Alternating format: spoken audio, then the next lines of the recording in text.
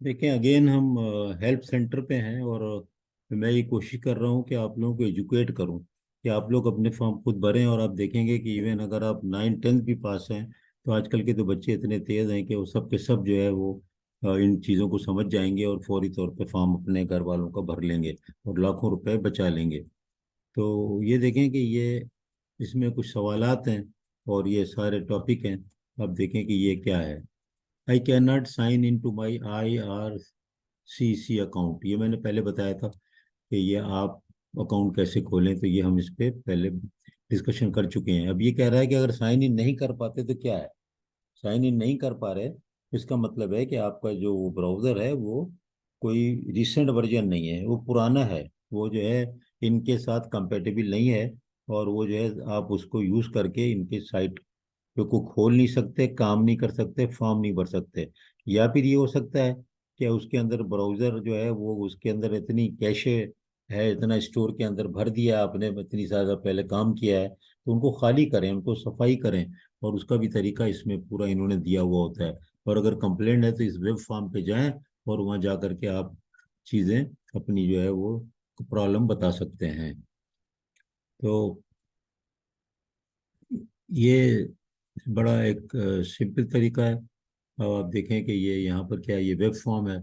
आप इसमें चले जाएं, वेब फॉर्म में जाएं, तो आप देखें कि ये आ गया कि किस तरह आप इंक्वायरी, अगर आप नहीं कर पा रहे हैं ना, अप्रोच अपना अकाउंट नहीं खोल पा रहे हैं और परेशान हो जाते हैं ना, कि लोग परेशान हैं, तो ये कहते हैं कि भाई आप एक दफ़ा ये फॉर्म भर के इंक्वायरी कर लें, तो बार बार अपनी इंक्वायरी ना भेजें।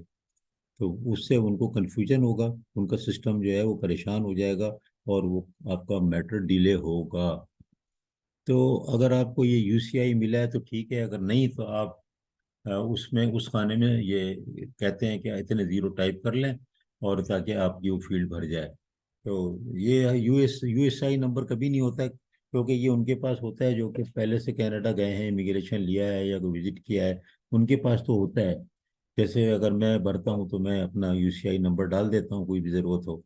लेकिन अगर आपके पास तो नहीं होगा तो कोई बात नहीं, उसके अंदर ये कह रहे हैं कि आप यहाँ पर ये भर दें। ये बात क्या हो रही है, ये बात हो रही है क्वेरी की।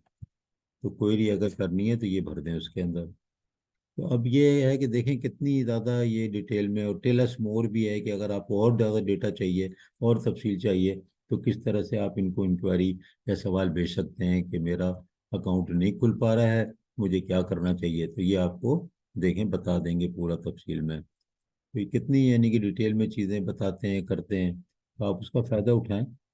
और उनकी साइटों पे जा करके आप ये देखिए, how I can not sign in, ये आ गया। तो मैं वहाँ से वेब फॉर्म पे गया था, ये वेब फॉर्म यहाँ पे गया था, और यहाँ से मैंने आपको बता दिया। अब ये देखें कि ये सवाल है कि अगर आपका नहीं खुल रहा है तो क्या करें। अब नहीं खुलने के बाद दूसरी चीज़ ये होती है, जब एप्लीकेशन आप भरेंगे ना, वो तो कोई मुश्किल काम नहीं होगा, हम भर के बताएंगे आपको, ताकि आप जो है पैसे अपने बचाएं।